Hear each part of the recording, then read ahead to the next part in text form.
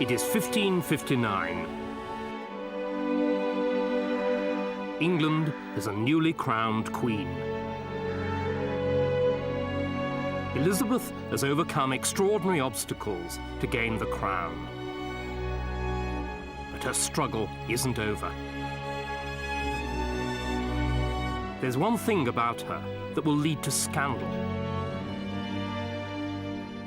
that will compromise her power,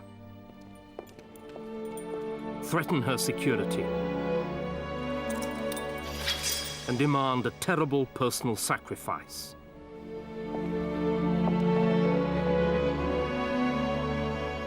She is a woman.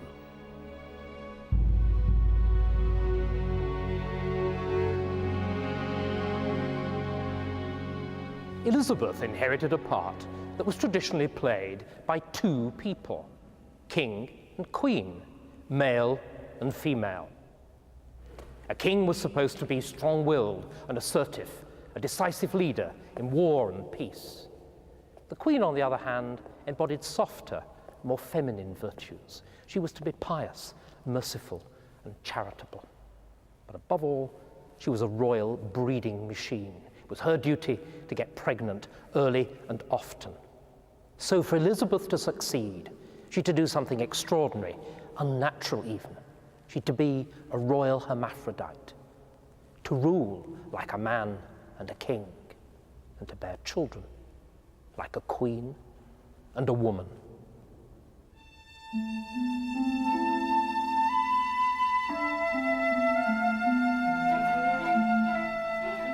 Elizabeth would have to fight to survive, and in a man's world, she would need men to help her do it. Her first task as queen was to establish her own court, her council, who would be in charge of the everyday running of the country, and her household staff, who would look after her. The old regime was Catholic. The new was largely Protestant, though a few favoured Catholics survived. Some councillors were old hands who had served under her father.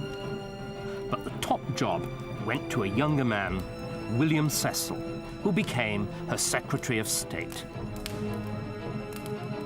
He was 38, serious, brilliant, with an instinctive grasp of politics and a fierce loyalty to the Queen. In the flamboyant age, he dressed in black, and he rode a mule because it was modest and good for his gout.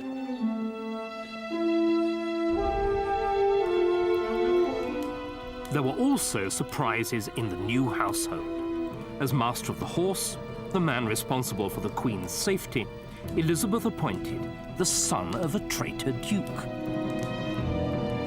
Robert Dudley's father had been executed for his treachery, and the family remained tainted by the crime. Known disparagingly as the Gypsy because of his dark looks, charm, and cunning, Dudley's appointment raised more than a few eyebrows at court.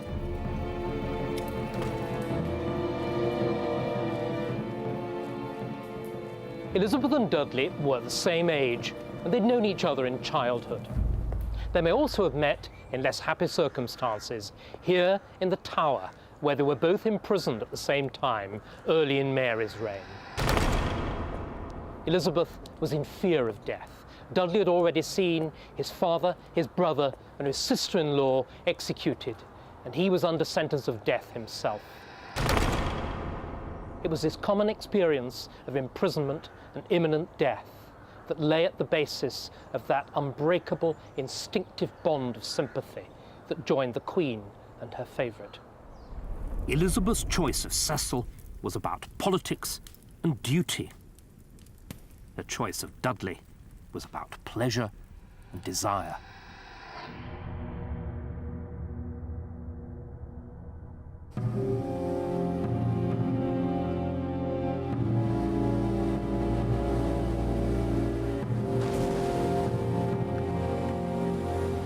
Elizabeth had inherited from her sister Mary a nation that was bankrupt, militarily weak, and hemmed in by enemies. In the parlance of the time, The country was a bone between two dogs, France and Spain. England needed friends. The obvious way to achieve it was an alliance through marriage. The Queen must marry, and soon.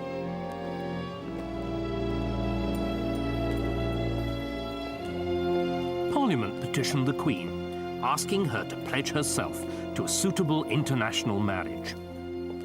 3 days later, she gave her response. Now that the public care of governing the kingdom is laid upon me, to draw upon me also the cares of marriage may seem a point of inconsiderate folly. Yea, to satisfy you, I have already joined myself in marriage to an husband, namely the kingdom of England. And for me it shall be a full satisfaction, if, when I shall let my last breath, it may be engraven upon my marble tomb, "Here lieth Elizabeth, which reigned a virgin and died a virgin."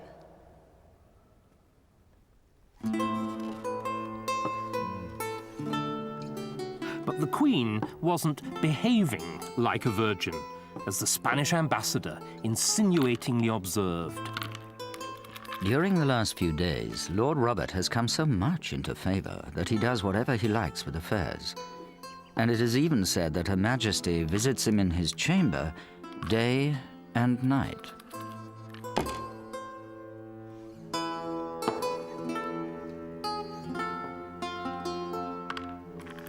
By the end of April, the ambassador reported that the Queen was in love with Robert and wouldn't let him leave her side. But the Queen's closeness to Dudley disturbed her courtiers. As a colleague, they could put up with him. As a potential king, he was intolerable. I think that William was very worried about Dudley indeed. He saw him as a huge threat, both to national prosperity, if he married the Queen, and also to his own position at court. I think he was the one man that really he was fussed about. And also, I suspect there was a certain amount of jealousy. I mean, he adored the Queen, and there was this guy he considered to be rather lightweight coming between him and her, and he certainly did not want him to get married to her. Cecil stepped up the pressure for the Queen to marry a European prince. There was no shortage of candidates. King Philip. King Philip of Spain, Catholic and widower of Elizabeth's sister Mary. Charles IX. He is 16. Charles IX of France, Catholic and a mere sickly boy. Charles of Austria. The Archduke Charles, the most promising candidate, but still a Catholic. Eric of Sweden. No, my lord. Elizabeth was playing hard to get, for reasons that were political as well as personal. She'd seen the problems created by her sister Mary's disastrous marriage to Philip of Spain, and she was determined to avoid them. But actually, that was easier said than done. For if she married a foreigner, how could England avoid the kind of disastrous foreign entanglements which had led to the loss of Calais? And if she married a Catholic, and almost all the suitors for her hand were Catholics, how would Protestant England cope with a Catholic king? And finally, and above all, how could she be happy if she married a man that she'd never seen? Sometimes she must have reflected it was safer to follow her own inclination and not marry at all.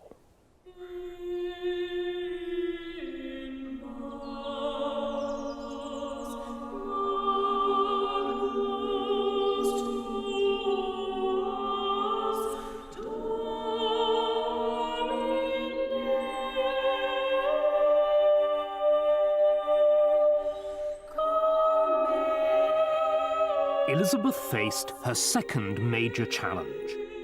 She was a Protestant queen in a country that was still officially Catholic.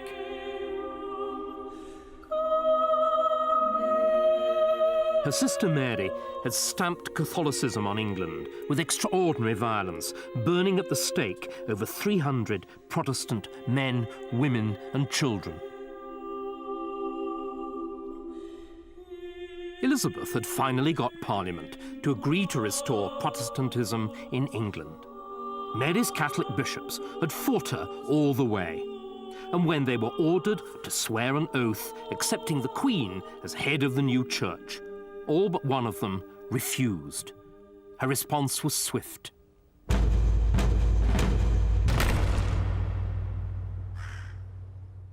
On the 20th of May, 1560, Thomas Watson, Bishop of Lincoln, was sent to the Tower.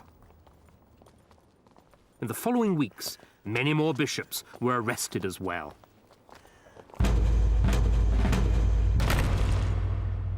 As well as the ex-bishops, the surviving Catholic members of Mary's council were also arrested. But Elizabeth, unlike her sister Mary, didn't try to force them to convert. It wasn't her business, she said, to make windows into men's souls. Because Elizabeth was subtler. She insisted only on outward conformity. They had to acknowledge her supremacy, and they were allowed to celebrate Mass only privately. The result deprived Catholicism of the publicity of martyrdom. Instead, it reduced it to something furtive, to be allowed, Elizabeth hoped, slowly to wither away.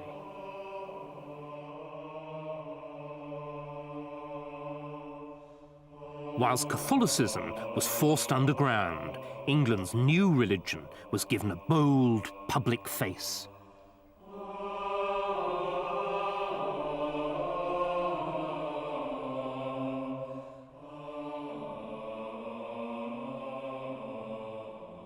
This is the rood screen. Rood means cross, and originally an image of Christ hanging on the cross stood in the center of the screen with the Virgin Mary on one side and St. John on the other.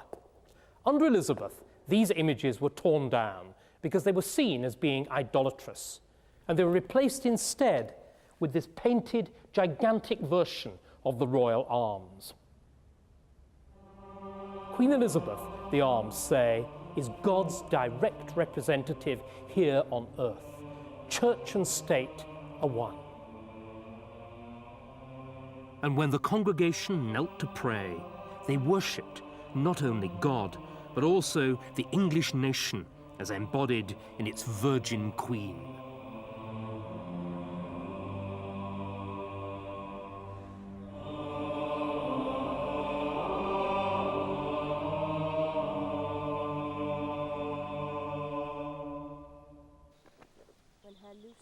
But the Virgin Queen's relationship with Robert Dudley was by now a national scandal. Both court and public were appalled at his arrogance, offended by his brashness, and suspicious of his motives. And there was another thing. He was married.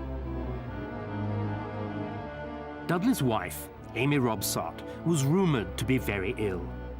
Gossip claimed that Dudley was simply waiting for her to die so that he could marry the Queen. Cecil was close to despair and confided in the Spanish ambassador. I met Secretary Cecil, who said that the Queen was going on so strangely that he was about to withdraw from her service. He perceived the most manifest ruin impending over the Queen through her intimacy with Lord Robert.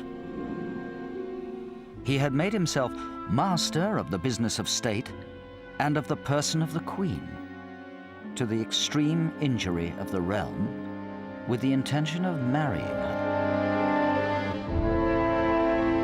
Last of all, he said there was a conspiracy to kill Lord Robert's wife. It is late on the afternoon of the 8th of September, 1560, at Cumnor Place in Oxfordshire, the home of Lord Robert Dudley, the Queen's favourite, and Amy Robsart, his wife of 5 years' standing. The house has been unusually quiet all afternoon because the servants have been given the day off to attend a local fair. When they return, they find Lady Dudley's body at the foot of the staircase, dead and with her neck broken.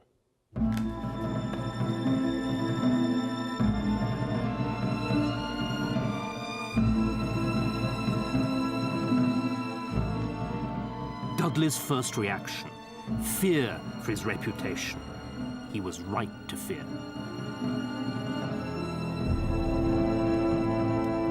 A major scandal erupts at court. Queen's favourite murder's wife to clear way to Queen's bed.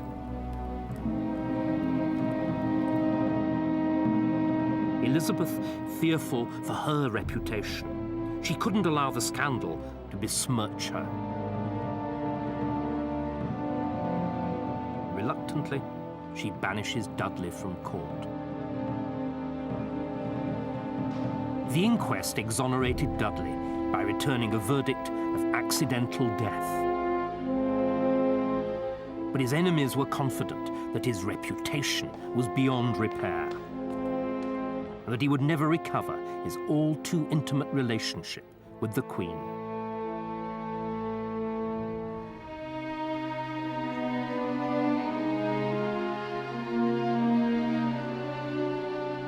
It is October 1562.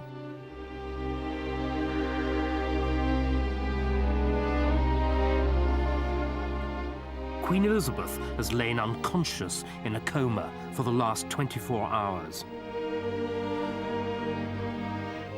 Her physicians have diagnosed smallpox, and she is not expected to live.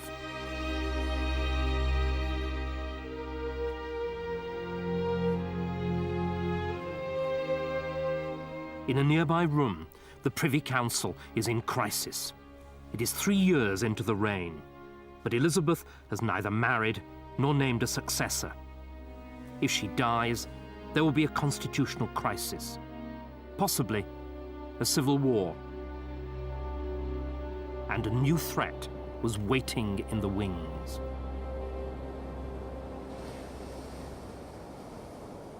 On the 19th of August, 1561, a tall, striking-looking woman stepped ashore at Leith, near Edinburgh.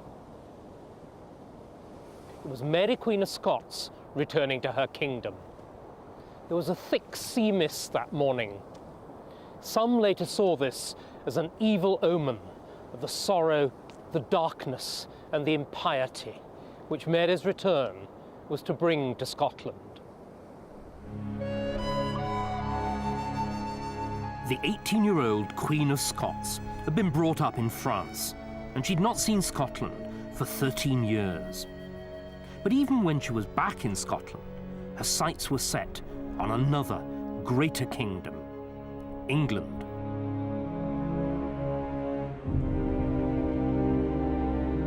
The Catholic Mary was Elizabeth's cousin and had a very strong claim to the English throne. She posed a double threat to Elizabeth. Protestantism was only recently established and still vulnerable, and with Elizabeth unmarried, childless, and in poor health, the succession was dangerously open. But Elizabeth recovered, and for the moment, the crisis was over. Her first words on regaining consciousness were to command her council to appoint a Lord Protector in the event of her death. His salary, she specified, would be a staggering £20,000, more than was spent on the coronation. The man she named was Robert Dudley.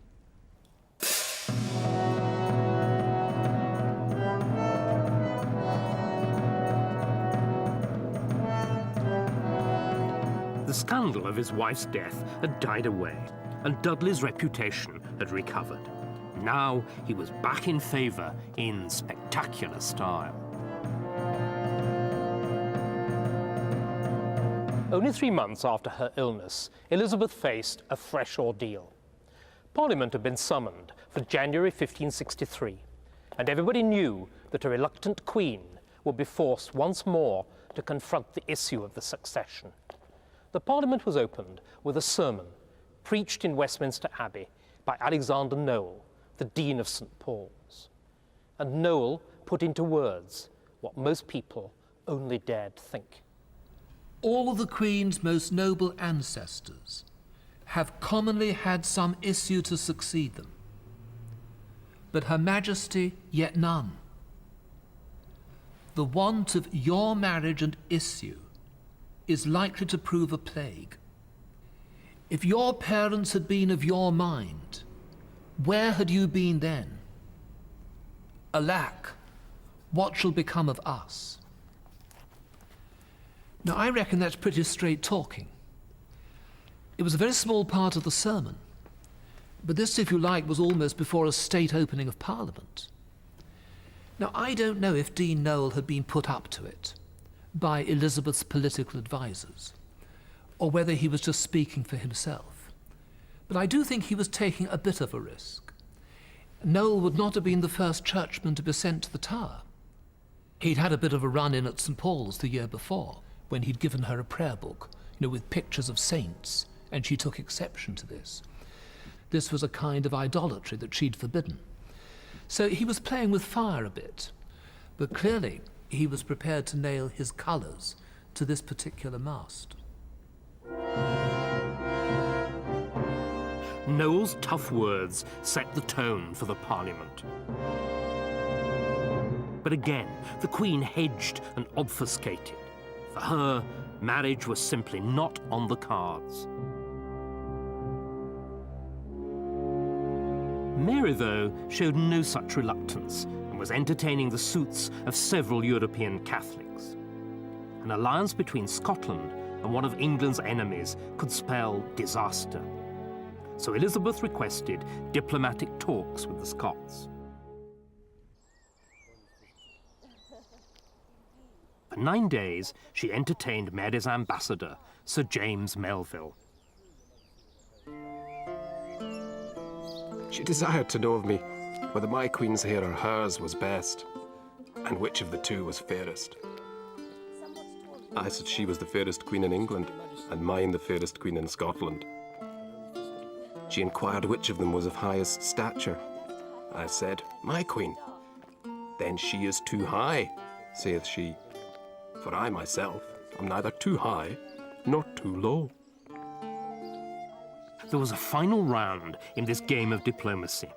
Elizabeth offered an English candidate for the hand of the Queen of Scots, Lord Robert Dudley. Her Majesty called him her brother and best friend, whom she could have married, had she ever minded to have taken a husband. But being determined to end her life in virginity, she wished that the Queen, her sister, might marry him. But did Elizabeth really intend to give the man that she'd loved to Mary, Queen of Scots? Well, Robert Dudley, who should have known, took her intentions seriously enough to do everything that he could to scupper the scheme. But actually, there was a lot to be said for it politically. It would have solved the problem of what to do with Dudley. He wouldn't have become King of England, but he would have become king as consort of Mary, Queen of Scots. And it would have solved the problem of what to do with Mary. She'd have been safely married to an Englishman and so kept out of the clutches of a foreigner and the foreign alliance that the English so feared for their northern neighbour. And it would have solved the problem of the succession. There would have been no difficulty about recognising the children of the marriage as heirs to the English throne. But the scheme did fail, not because of Elizabeth, but because of Mary's contempt for the man that she called Elizabeth's horsekeeper.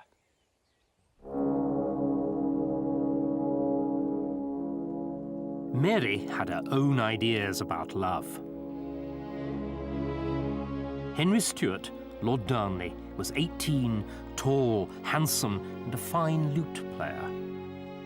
Mary described him as the lustiest and best proportioned long lad she had ever seen. When he fell ill, she nursed him. They fell in love. It was a whirlwind romance. And 4 months later, in the Chapel Royal at Holyrood Palace in Edinburgh, they were married. The effect on Elizabeth was dramatic.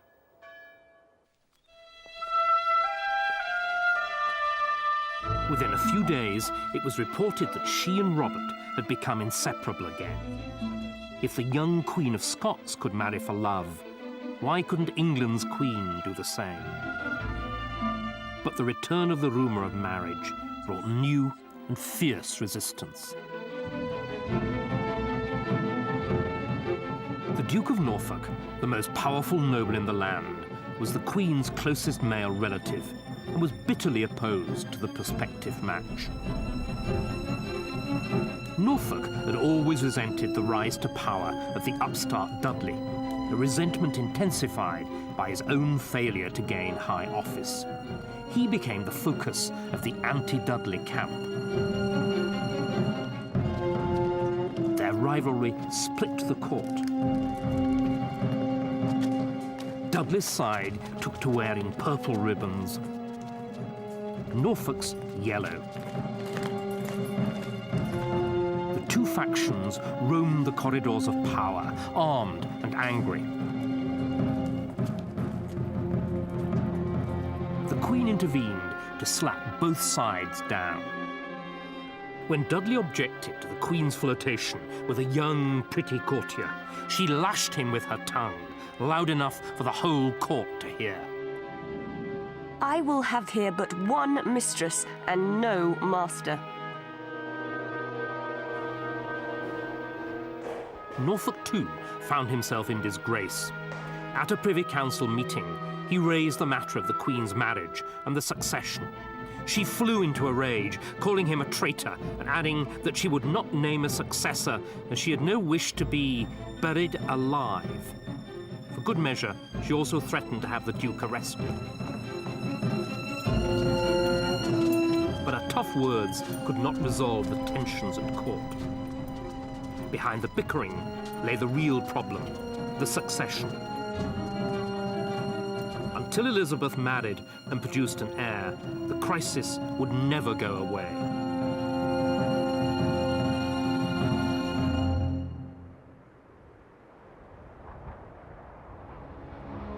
While Elizabeth fought to hold the men of her court together, Mary enjoyed a female triumph.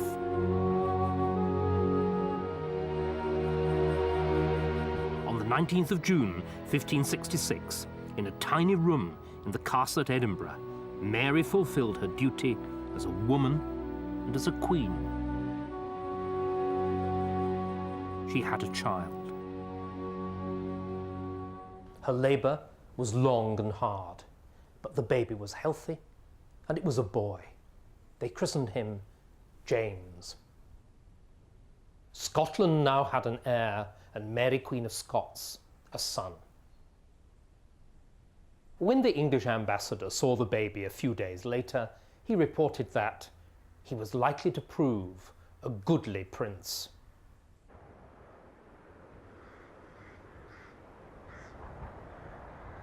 The news was far from goodly for Elizabeth. She burst out to some of her ladies that the Queen of Scots was mother of a fair son, while she was but a barren stock.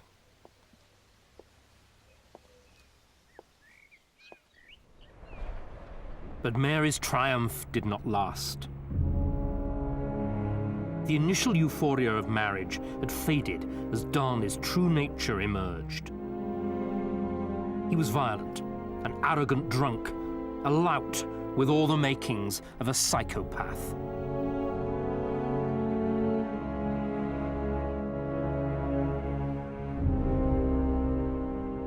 Darnley had become insanely jealous of David Rizzio, Mary's Italian secretary, whom he suspected of having an affair with the Queen. A group of Protestant Scottish lords also hated Rizzio because he was a Catholic and the Queen's favourite. So the two groups of Rizzio's enemies came together and signed a contract to murder him. On the night of the 9th of March, 1566, the conspirators burst in here into the Queen's smallest chamber, where they found Rizzio having one of his late-night tête-à-tête with the Queen. He was dragged outside and stabbed 57 times. The conspirators thoughtfully left Darnley's dagger sticking in Rizzio's belly. Less than a year later, Darnley himself was dead. The house where he was staying was blown up, and Darnley was found strangled in the orchard. Everything suggested that the man responsible for the crime was James Hepburn, Earl of Bothwell, who was one of Mary's leading supporters. Still worse, the finger of suspicion also pointed at Mary herself. And, as Elizabeth told her bluntly, her behaviour was making a bad situation worse.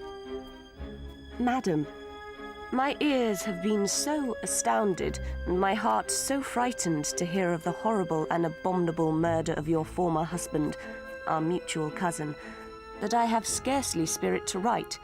Yet I cannot conceal that I grieve more for you than for him.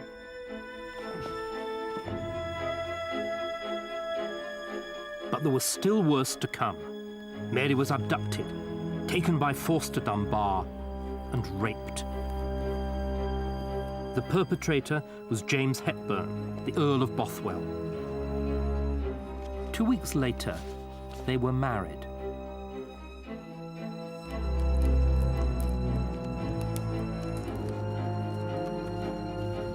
Madam, how could a worse choice be made for your honour than in such haste to marry a subject who, besides other notorious lacks, public fame has charged with the murder of your late husband? Within a few weeks, Mary paid a terrible price for her folly. A large party of the Scottish nobility rose up in arms against their scandalous queen. The two sides joined in battle, but Mary's troops melted away without striking a blow. Even her husband, Bothwell, negotiated a safe conduct for himself from the field of battle. Mary was defeated and abandoned.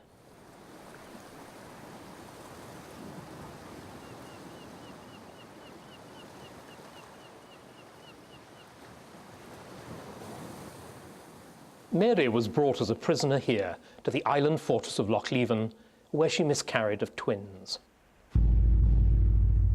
Then, broken in body and mind, and under the immediate threat of physical force, she was compelled to abdicate in favour of her one-year-old son, James. She was never to see him again.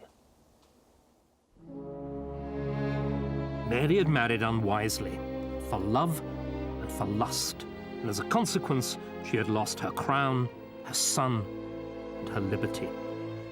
Perhaps, after all, there was wisdom in living and ruling alone.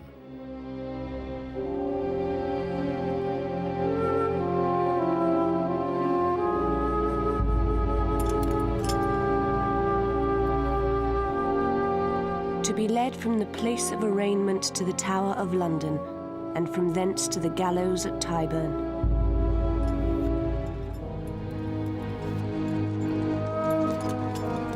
And there to be hanged, and being half dead, to be cut down, and the bowels to be taken out of the belly and thrown into the fire.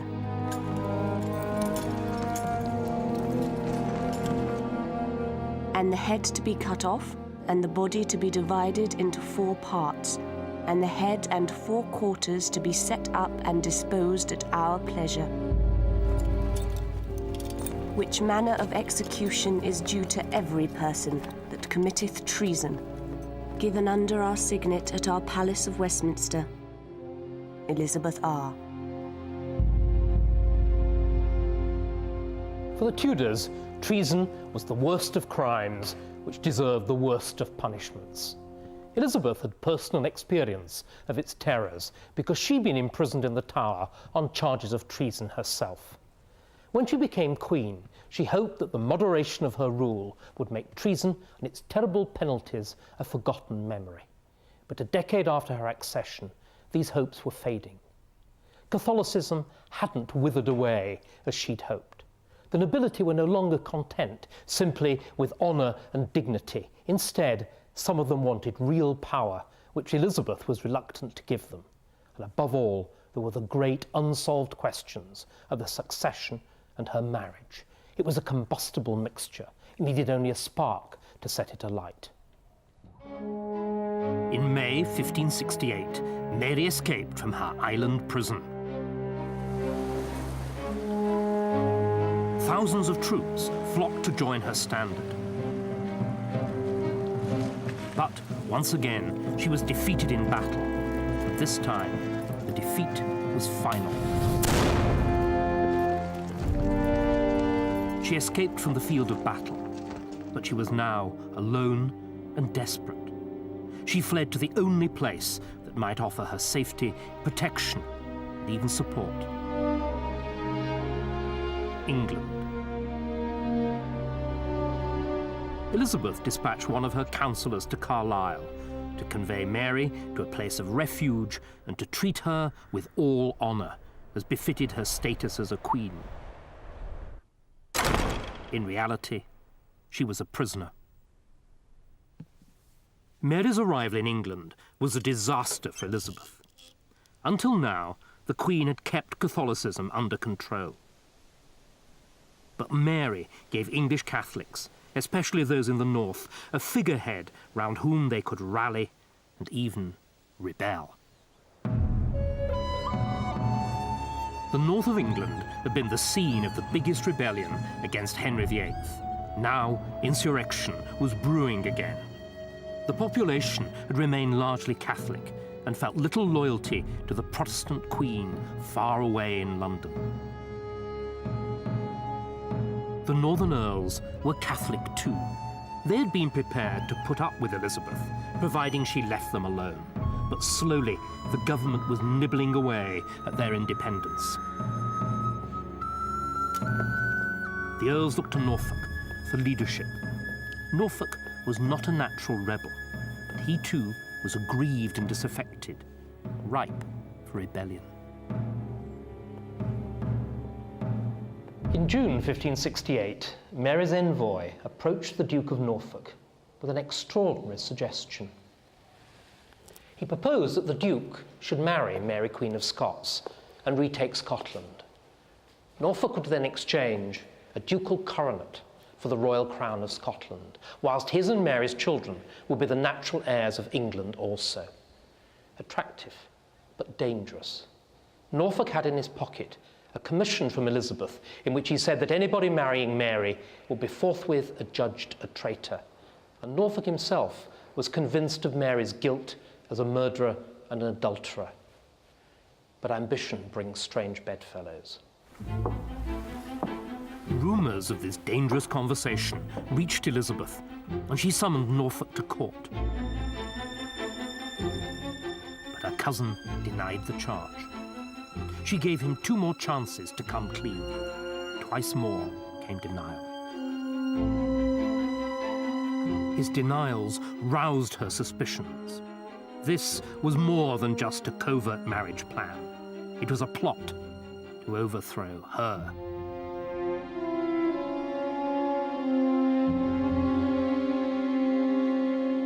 Norfolk suddenly left the Queen's summer progress and returned here to the Charterhouse, his London residence. He agreed to join in a plot hatched by the Earls of Westmoreland and Northumberland. The Earls would raise the north, liberate Mary, Queen of Scots, and bring about her marriage to Norfolk. All the north Northumberland boasted would rebel at his command.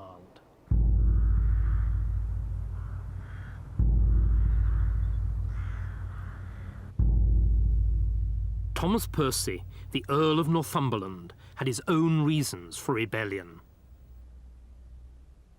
It was partly about religion. The Percys had remained staunchly Catholic. But at heart, it was about power. Northumberland thought he had a right to share in power. Elizabeth was prepared to share power with no one. Thomas was really driven to rebellion by Elizabeth, and Cecil in particular. I mean, Cecil didn't like the power of the Percys in the north, and the fact that they were Catholic as well, and a lot of the people in this area were Catholic, meant that there was a power base in the north, close to Scotland, obviously close to Mary, Queen of Scots, that presented a serious problem to the crown. Thomas could have had a very easy life. He was wealthy enough to maintain his life in Northumberland. He loved country pursuits. He had a wonderful wife. He had 4 beautiful children. He risked everything, basically.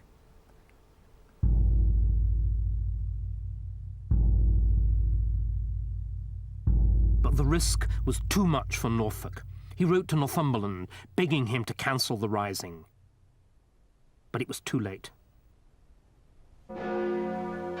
Midnight on November the 9th, 1569, churches all over the north rang their bells backwards. It was a signal for the rebellion to begin.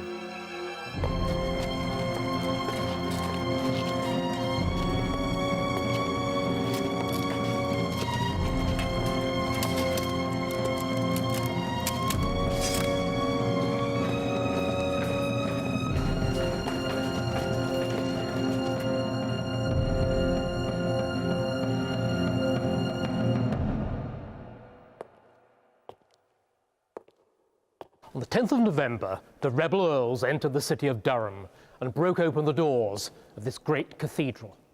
And here they performed an act of calculated defiance. They tore up and burned the Protestant Bibles and prayer books, the symbols of the new religion. And they celebrated the central mystery of the old by attending a Catholic mass. They had crosses on their armor, and they carried the badge and the banner of the 5 wounds of Christ. It looked like a holy war, a crusade.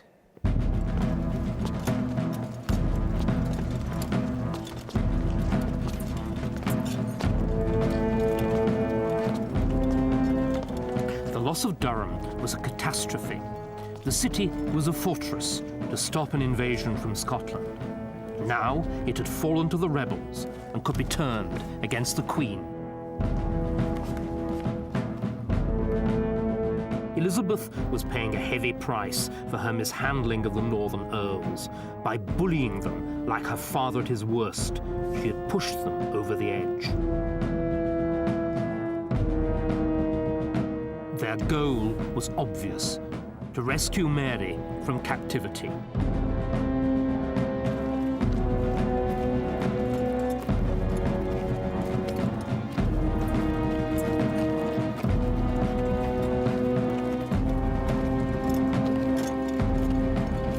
Mary was imprisoned at Tutbury in Staffordshire.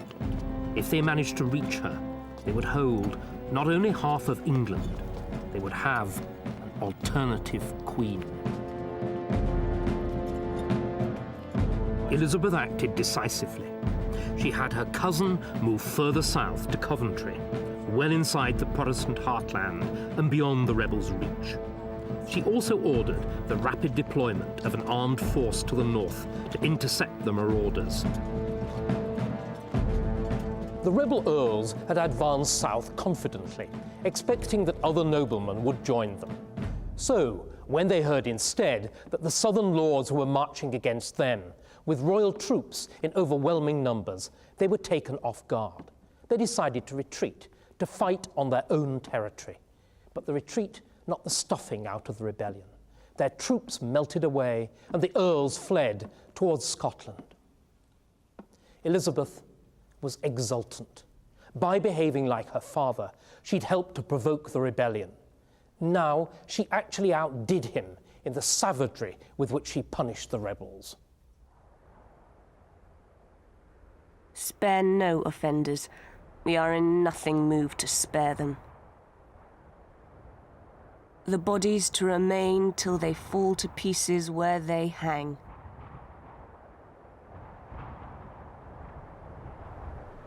"700 men were put to death, including the Earl of Northumberland. No village was without at least one execution. Lands were seized and distributed amongst Elizabeth's Protestant supporters. The north of England would never be the same again.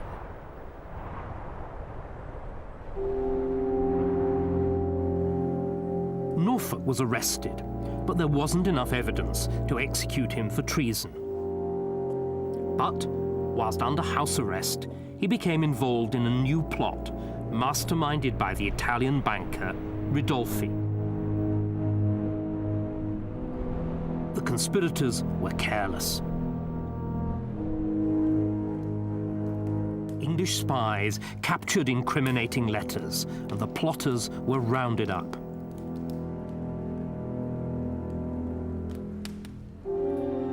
It was more than enough to seal Norfolk's fate.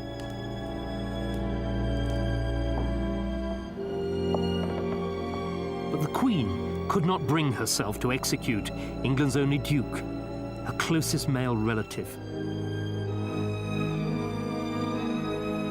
3 times she signed the execution warrant. 3 times she called it back and destroyed it. For 5 months, she procrastinated. She was staving off the inevitable. Thomas, Duke of Norfolk, late of Kenninghall in the county of Norfolk, was this day arraigned he should be led from the place of arraignment to the Tower of London, and from thence should be drawn and his body to be divided into 4 parts, and his head and 4 quarters to be set up and disposed, and his head to be cut off, and his body to be divided into every person that committeth treason.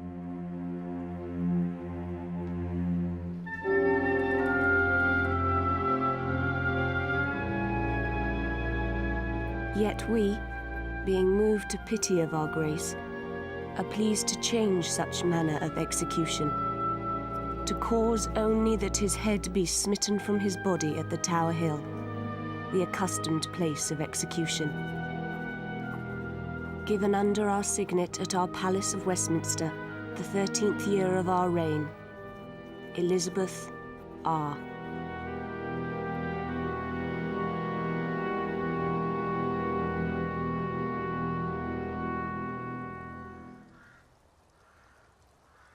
On the morning of the 2nd of June, 1572, Norfolk was led to the scaffold.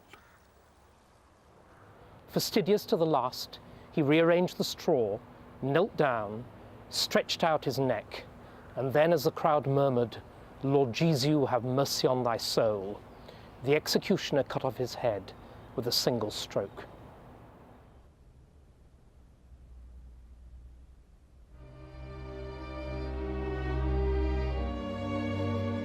Elizabeth had reigned for 14 years.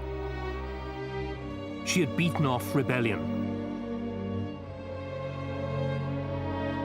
She had resisted the pressure to marry. And she had survived alone.